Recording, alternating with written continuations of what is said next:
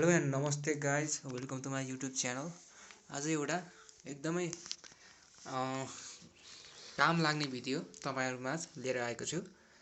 So जाडोको मौसम छ, एकदम जाडो भइरहेको छ र त्यही जाडोलाई हामीले कोठा आफ्नो न्यानो बनाउनु छ भने चाहिँ के गर्न सक्छौँ भन्दाखेरि एसी किन्यो भने तपाईँको 50,000देखि 1,00,000सम्म घट्टीमा पनि खर्च हुन्छ र त्यस्तो एसी नकिनिकन चाहिँ हामीले सस्तोमा पनि लगभग 3,000 को बजेटमा पनि एउटा आफैले घरमा एसी क्रिएट गर्न सक्छौँ है त।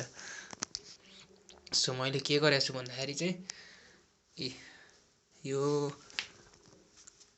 15,000 देखि 1,500 मा एउटा हिटर आउँछ हैन, अनि अर्को फ्यान पनि 1,000 देखि 1,500 मा आइहाल्छ र 3,000 को लगभग बजेटमा चाहिँ हामीले आफ्नै घरमा पनि एउटा एसी क्रिएट गर्न सक्छौँ। ल कसरी भन्दाखेरि चाहिँ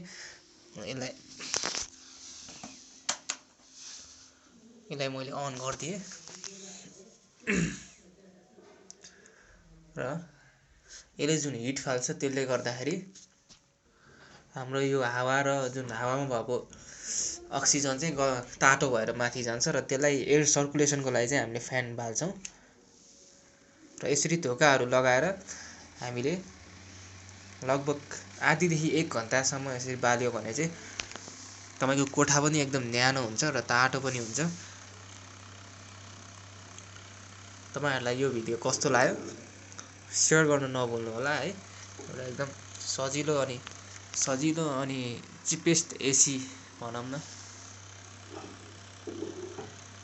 सो सब्स्क्राइब गर्नु मेरो च्यानललाई यस्तै भिडियोको लागि। धन्यवाद।